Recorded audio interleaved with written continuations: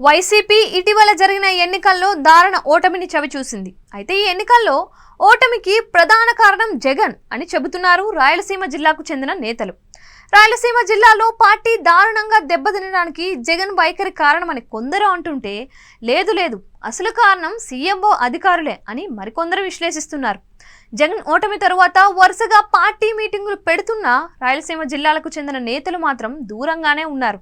వాళ్ళు పెద్దగా పాల్గొనడం లేదు, అలాగని వాళ్ళు ఊరికే ఉండడం లేదు. ఏదో ఒక యూట్యూబ్ ఛానల్కు ఇంటర్వ్యూలు ఇస్తూ తమలో ఉన్న అసహనాన్ని బెల్లగక్కుతున్నారు.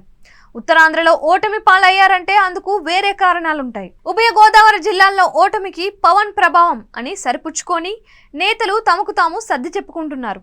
కోస్తాంధ్రలో అమరావతి రాజధాని ప్రభావం, కమ్మ సామాజిక వర్గం పోలరైజ్ అయ్యి అంతా ఒక్కటవడం పార్టీ దారుణ ఓటమికి కారణంగా చూడాలి. ఇక నెల్లూరు, ప్రకాశం జిల్లాల్లోనూ ఇంతటి ఓటమిని ఊహించలేదు. కానీ అనేక కారణాలున్నాయి తమ ఓటమికి అని చెబుతున్నారు. అయితే నెల్లూరును రాయలసీమ జిల్లాగానే చూడాలి. పేరుకు రాయలసీమ జిల్లాలు 4 అయినా నెల్లూరును ఖచ్చితంగా సీమలో కలుపుకోవాల్సిందే. కానీ కర్నూలు, కడప, చిత్తూరు, అనంతపురం, నెల్లూరు జిల్లాల్లో ఓటమి మాత్రం జగన్ వల్లనేనని అక్కడి నేతలు కుండబద్దలు కొట్టి మరీ చెప్తున్నారు. ముఖ్యంగా జగన్ సొంత జిల్లా అయిన కడపలో ఎప్పుడూ ఈ పరిస్థితి లేదు.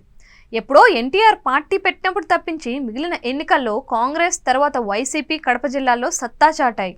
2019 ఎన్నికల్లో టీడీపీకి రాయలసీమలోని 4 జిల్లాల్లో వచ్చింది కేవలం 3 స్థానాలు మాత్రమే. కానీ ఈసారి అన్ని జిల్లాల్లో ఆధిపత్యాన్ని ప్రదర్శించడానికి జగన్ వైఖరి కారణమని చెబుతున్నారు. జగన్ గ్రౌండ్ లెవెల్ రియాలిటీకి దూరంగా ఉండడంతో పాటు ప్రధానమైన సామాజిక వర్గం రెడ్లను కూడా దూరం చేసుకున్నారు. ధర్మవరం మాజీ ఎమ్మెల్యే కేతిరెడ్డి నుంచి అందరిది ఇదే మాట. జగన్ పూర్తిగా సీఎంఓ అధికారులపై ఆధారపడి ఈ ప్రాంత నేతలను పట్టించుకోకపోవడం వల్లనే ఇంతటి పరిస్థితి తలెత్తిందని వారు కుండల బద్దలు కొట్టేస్తున్నారు. రాయలసీమ జిల్లాలో దాదాపు సిట్టింగ్లకే అవకాశం కల్పించినా 5 ఏళ్లు అసలు తమను పరిగణలోకి తీసుకోలేదని, నియోజకవర్గంలో అభివృద్ధి కోసం తాము చేసిన ప్రతిపాదనలు సీఎంఓలో ఒక్క అధికారులు అసలు పట్టించుకోలేదు అంటున్నారు.